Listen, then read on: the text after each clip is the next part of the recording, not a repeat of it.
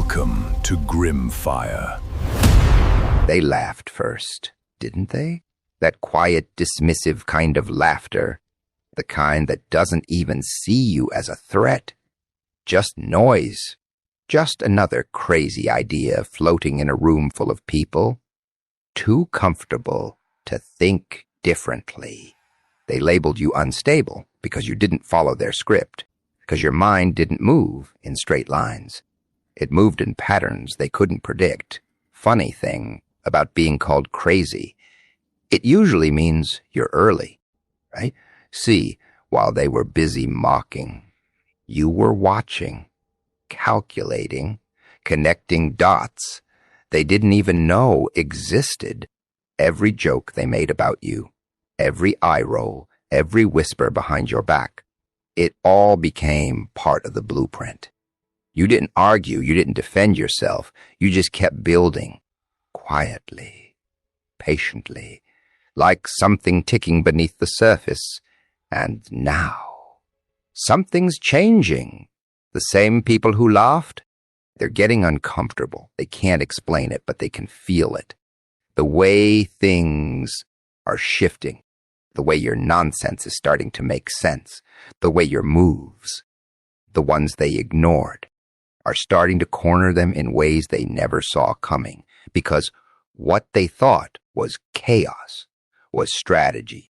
What they thought was madness was vision, and what they thought was a joke is slowly becoming a reality they can't control. They laughed because they didn't understand your vision, not because it was weak, not because it was broken, but because it didn't fit inside the tiny, predictable boxes they've been living in their whole lives. People don't laugh at what they understand. They laugh at what threatens their sense of control. And you were a walking disruption, a question mark in a room full of people pretending they already had all the answers. Palanced.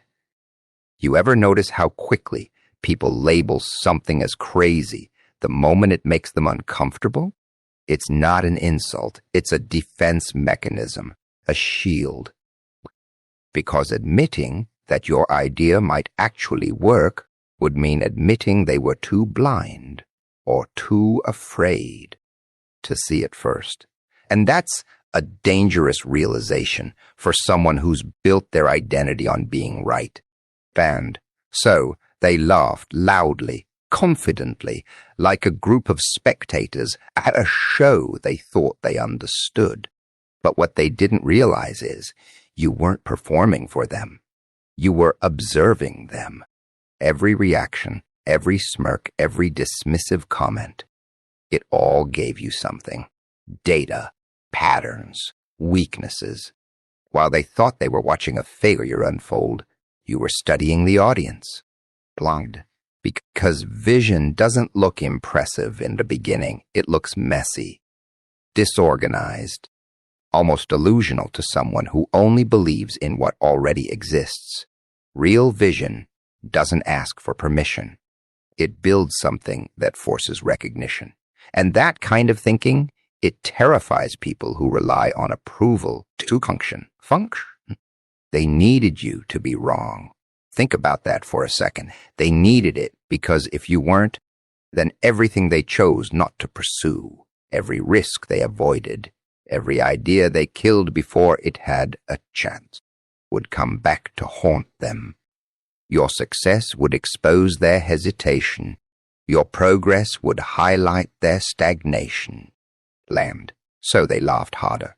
They turned your ideas into jokes, reduced your plans to punchlines, made you the story they told others when they wanted to feel a little smarter, a little safer, a little more in control. But here's the part they never see coming. While they're busy simplifying you, they're underestimating you, and that's where things start to get interesting, because when people underestimate you, they stop paying attention. They stop preparing. They stop questioning. You become invisible in the most dangerous way possible, not because you disappear, but because they decide you're not worth watching. And that's the perfect position to be in when you're building something real. Blend, you didn't waste time trying to convince them. That's where most people go wrong. They chase validation like it's oxygen, but you let them laugh. You let them misunderstand. You let them stay comfortable in their assumptions while you kept moving in directions they couldn't even map out. Every late night they joked about, you were refining. Every idea they dismissed, you were testing. Every time they said this will never work, you were getting closer to proving that it could, not by arguing, not by announcing it, but by doing the one thing they didn't expect, continuing without them. Band. Because deep down, vision isn't something you explain. It's something you execute. And the more they laughed, the clearer it became. You weren't speaking their language anymore. You weren't operating on their level of logic. You were building something that only makes sense once it's already too late to ignore. That's the irony. The louder they laughed, the more space they gave you to grow unnoticed. The more they dismissed you, the less resistance you faced. And in their attempt to reduce you to a joke, they accidentally removed themselves from the equation entirely. Huh? They laughed because they didn't understand your vision. And by the time they start to understand it, the laughter won't sound the same anymore. Silence became your greatest strategy. Not the kind of silence that comes from fear, but the kind that comes from control. The kind that makes people uncomfortable because they can't read you anymore. See, most people talk too much. They explain their plans, defend their ideas, try to convince everyone they're onto something big. And in doing that, they give away the very thing that makes them powerful, the element of surprise. Bland, but you stopped playing that game. You noticed something early. Every time you spoke, they tried to shrink what you said, twist it, question it, turn it into something smaller than it actually was. Words became and you realized something dangerous. If you keep explaining yourself to people who already decided who you are, you end up building your reality inside their limitations. Blin. So you went quiet not because you had nothing to say, but because you had too much at stake to say it out loud. Silence gave you space. Space to think without interruption. Space to move without interference. Space to build without someone standing over your shoulder, waiting for you to fail. And that's when everything shifted. Because silence does something strange to people. It makes them fill in the gaps. When you stop talking, they start guessing. They start projecting their own fears, their own assumptions, their own insecurities onto you. One person thinks you've given up. Another thinks you're hiding something. Someone else starts to wonder if you know more than you're letting on. And suddenly, you're no longer predictable. You became a question mark. And nothing unsettles people more than what they can't define. When you were loud, they could categorize you, label you, dismiss you. But now, Inati? Now they don't know where you stand. And that uncertainty starts to bother them more than your ideas ever did. And while they're busy trying to figure you out, you're moving quietly, precisely. No announcements. No warnings, just progress. Every step calculated, every move intentional. You're not reacting anymore. You're creating. And the best part, they don't even see it happening, because they're still waiting for the version of you that needed to be heard.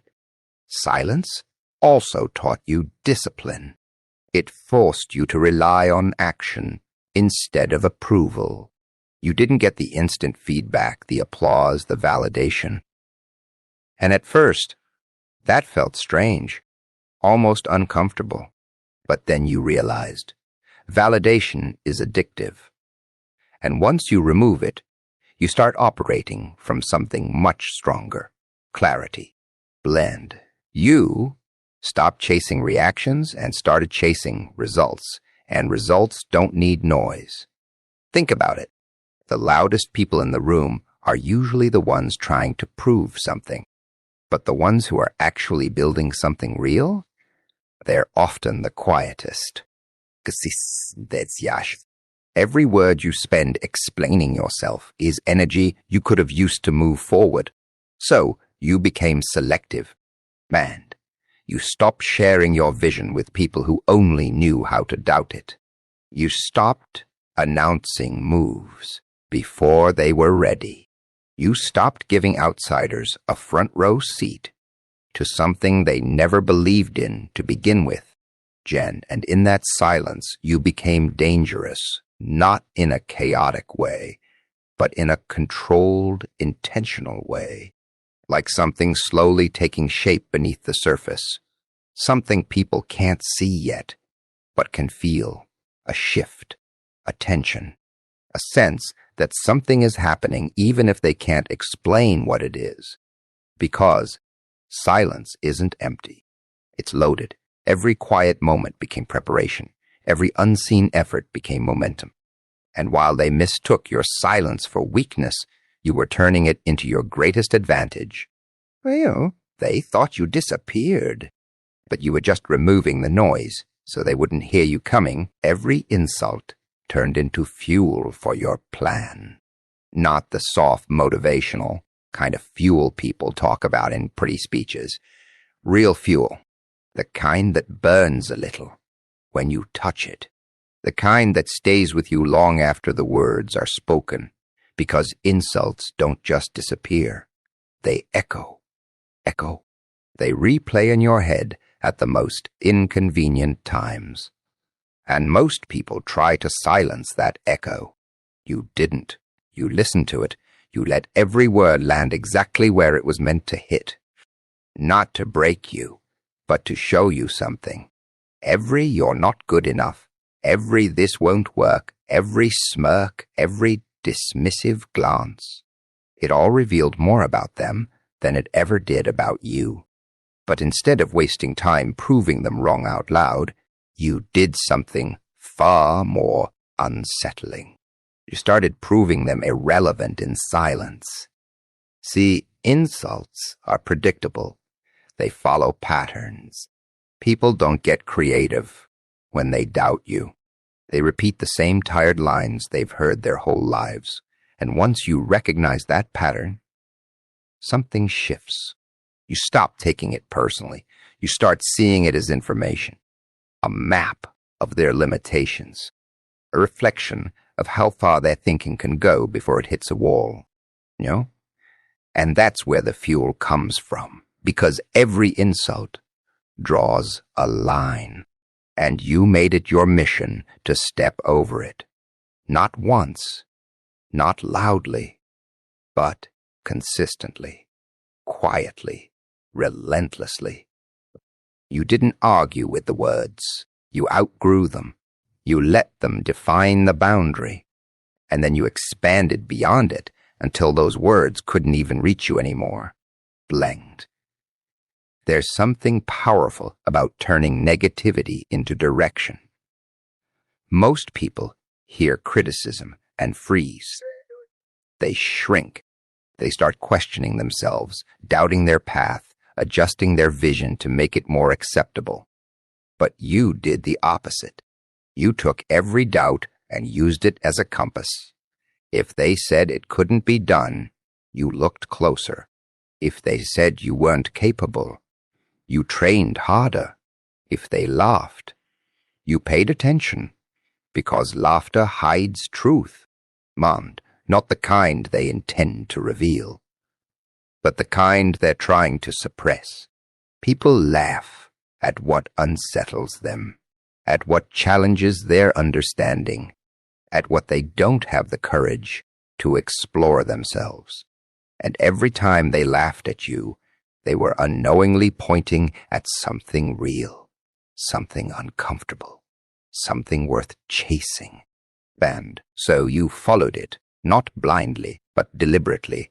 You dissected the insults, broke them down, asked yourself, why this? Why that? What are they actually reacting to? And in those questions, you found clarity. You found direction. You found pieces of a plan that didn't exist before they opened their mouths. It's almost ironic. The very people who tried to stop you ended up sharpening you. Every harsh word became resistance. And resistance, if you use it right, doesn't slow you down. It builds strength. Like pressure shaping something over time, like friction creating momentum instead of destroying it. Oh, you didn't avoid the negativity. You absorbed it, not emotionally, strategically. You stripped it of its power and turned it into something useful, something functional, something that pushed you forward instead of holding you back. And the more they insulted you, the more focused you became. Because now it wasn't just about proving a point.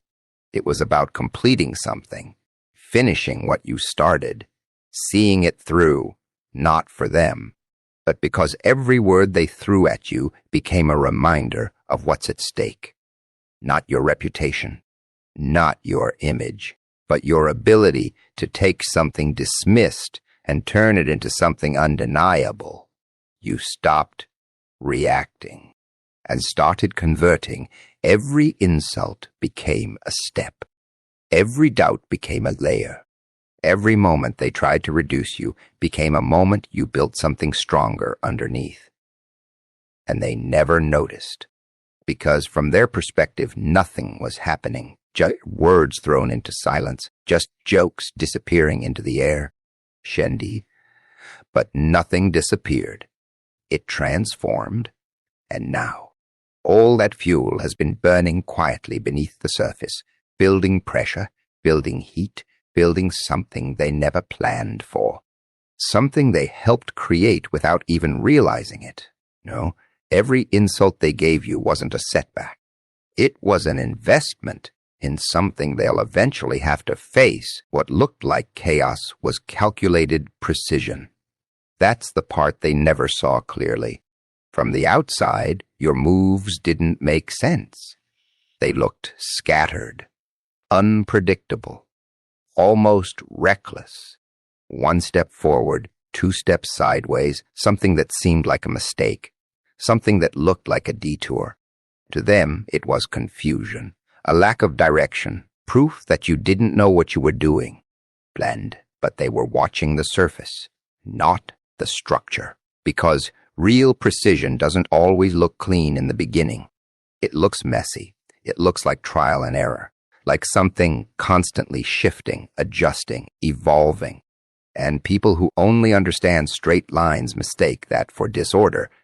They think precision means perfection from the start. Smooth, obvious, easy to follow.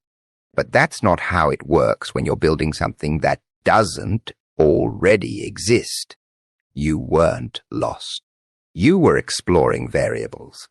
Every move you made had a reason, even if it wasn't obvious to anyone else. You tested angles they wouldn't even consider. You stepped into spaces they avoided. You made decisions that looked strange because they were based on information nobody else had the patience to gather, while they were looking for patterns they recognized. You were creating patterns they couldn't predict. No? And that's where the illusion of chaos came from. Cleanse. Because when people can't map your actions to something familiar, they assume there is no map. They assume randomness. They assume mistakes. But what they don't realize is unpredictability is a strategy. Controlled unpredictability. That's precision at a level most people never reach. You weren't just moving. You were measuring, dumbling. Every reaction you triggered, you studied it. Every outcome, whether it looked like a win or a loss, gave you data. You adjusted accordingly, not emotionally, but methodically, like something being refined over time. Like each step, no matter how it appeared, was part of a larger calibration process. And while they dismissed those moves as errors, you were narrowing in, closer, sharper, more exact, blend. Because precision isn't about getting everything right the first time. It's about getting closer to the truth with every attempt. It's about eliminating what doesn't work until only what does remains. And that process? It rarely looks clean. It looks like chaos to anyone who isn't paying attention closely enough. But you were paying attention to timing, to reactions, to opportunities hidden in places others ignored. You understood that sometimes stepping out of line is the only way to see the full picture. That sometimes doing the unexpected is the fastest way to reveal what's real. So you leaned into it, planned. You let them believe it was chaos. You let them underestimate the structure behind your decisions. Because the moment they think you're disorganized, they stop analyzing you seriously. They stop preparing for you. They lower their guard, and that's when precision becomes even more effective, when it's invisible. And there's a difference between random movement and intentional misdirection. And you mastered that difference. You created noise on the surface so they wouldn't hear what was happening underneath. You moved in ways that seemed inconsistent, but each inconsistency had a purpose. Each shift redirected attention away from where it actually mattered. It wasn't confusion. It was control. Because while they were trying to make sense of your mistakes, you were setting up outcomes, quietly aligning pieces, building something that only reveals its logic when it's already entrenched, when it's already too late to stop. And now the same actions they laughed at, the same decisions they questioned, are starting to connect. Slowly at first, almost unnoticeable, but enough to create discomfort, enough to make them pause and reconsider what they thought they understood. Because patterns are emerging, and once a pattern becomes visible, chaos disappears. What's left is something far more unsettling. The realization that every random move had direction. Every mistake had intention. Every moment they dismissed was actually part of something precise, something deliberate, something far more controlled than they ever imagined. What they saw as chaos was never a lack of control. It was control so advanced they couldn't recognize it until it was already working. Doubt from others sharpened your focus, not in a gentle, encouraging way, but in a way that carved something deeper into you. Because doubt doesn't just question your path, it challenges it stands there, quiet or loud, and suggests that maybe you're wrong, maybe you're wasting your time, maybe you're not seeing something they think is obvious. And most people absorb that energy. They let it slow them down. They start adjusting their direction to fit other people's comfort. But you didn't adjust. You refined. Every time someone doubted you, something inside you became more alert, not emotional, alert, like a system detecting resistance. Because doubt has a pattern too. It repeats itself through different voices, different faces, but the energy is always the same. You can't. It won't work. Be realistic. And the more you heard it, the more clearly you started seeing what it really was. Not truth, but limitation wearing the mask of advice. And once you see that, it stops controlling you. And instead, it starts sharpening you. because doubt forces clarity. It removes illusions. It forces you to look at your own idea without comfort, without bias, without emotional protection. And if your vision survives that, it becomes stronger, cleaner, more precise. You stopped depending on encouragement to move forward. You stopped needing approval to stay committed. You started relying on something far more stable. Conviction tested under pressure. Valiant, they didn't realize what they were doing. Blamed. Every skeptical look, every raised eyebrow, every "we'll see" became a point of pressure. And pressure, when applied correctly, doesn't just push you down, it shapes you.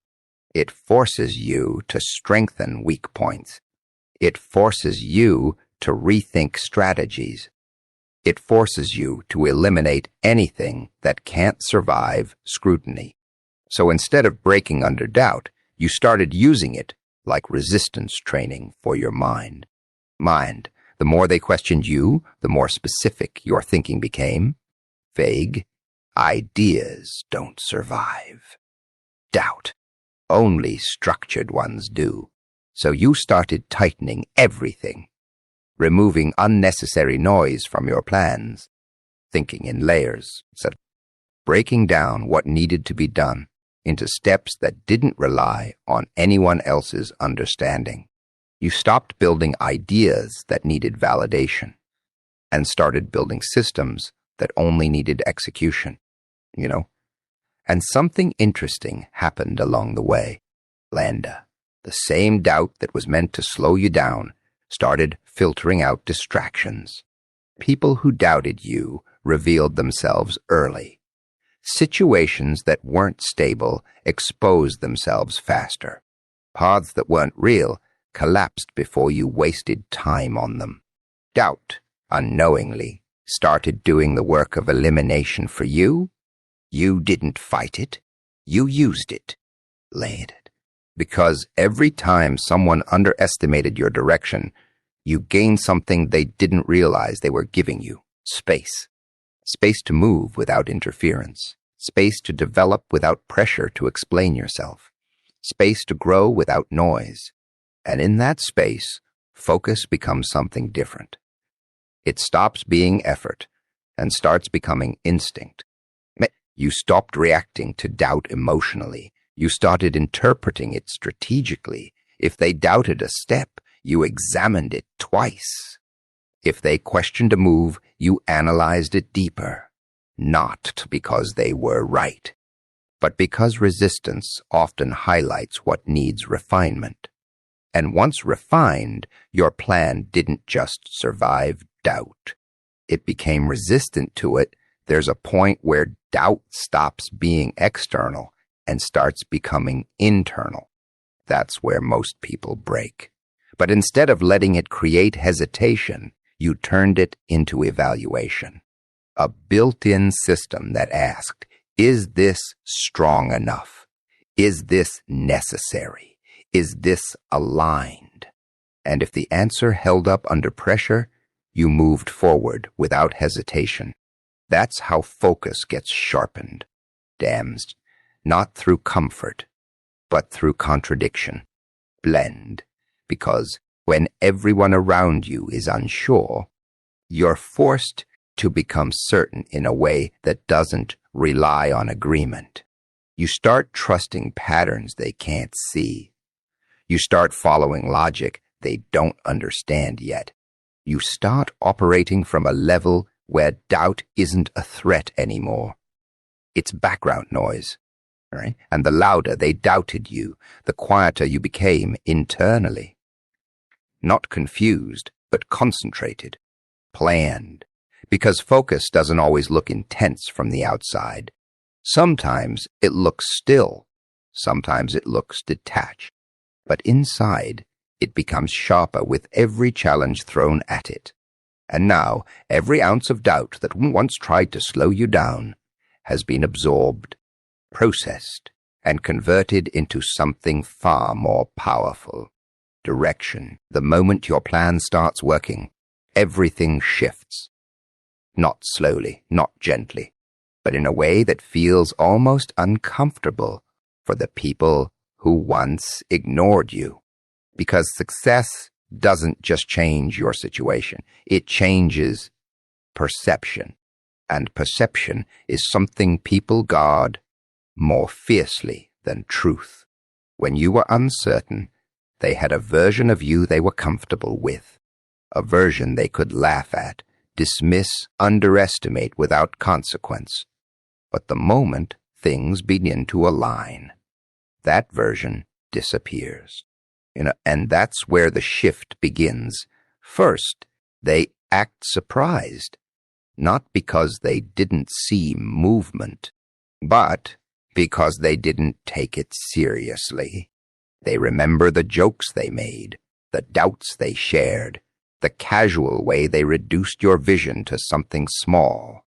And now those memories start to feel uncomfortable, because they have to reconcile two versions of reality, the one they believed and the one unfolding in front of them. Then comes confusion. Bland, because your progress doesn't always come with explanation. You didn't announce every step. You didn't ask for permission to move forward.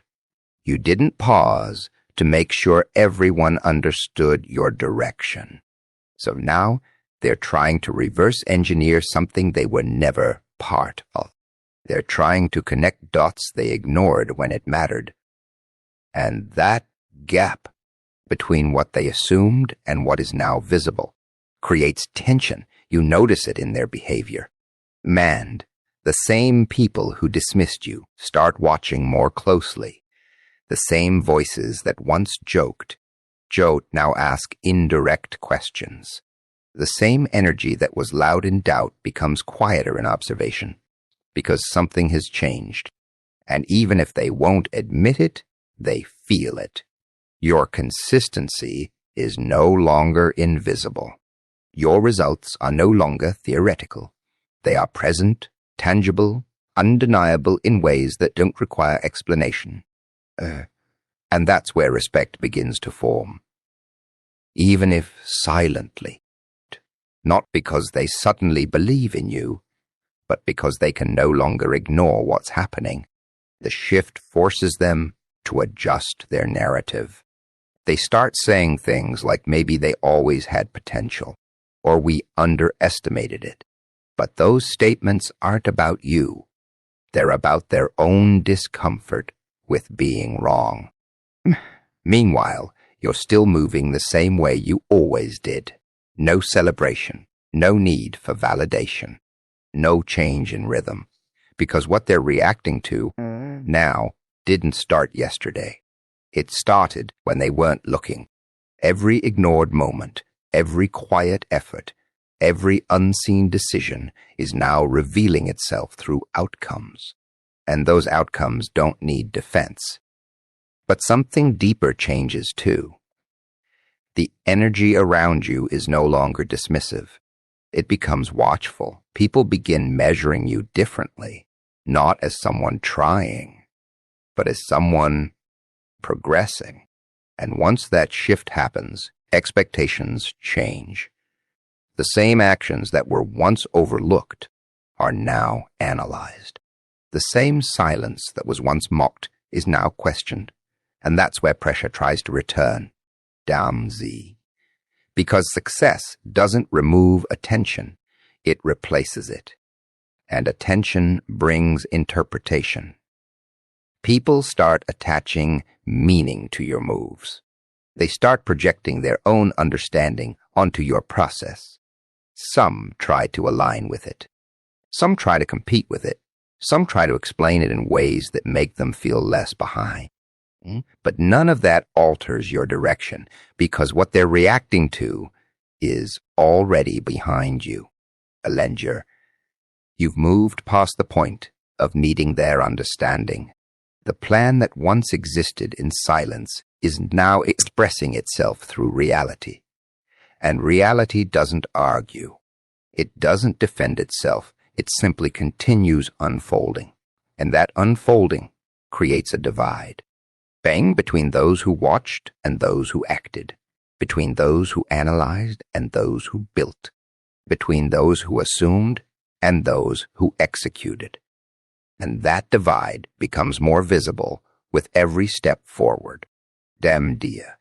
People start realizing something they didn't want to accept earlier, that the version of you they laughed at was never the final form. It was only the beginning phase of something they misread.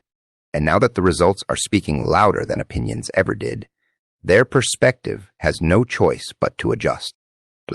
But by the time they adjust, you're already further ahead. Not because you rushed, but because you stayed consistent when it didn't matter to them. Because you moved when there was no audience. Because you built when there was no applause. And now that everything is visible, the gap between perception and reality has already been created. You know, the moment your plan starts working, it doesn't just prove you right. It rewrites how they remember everything before.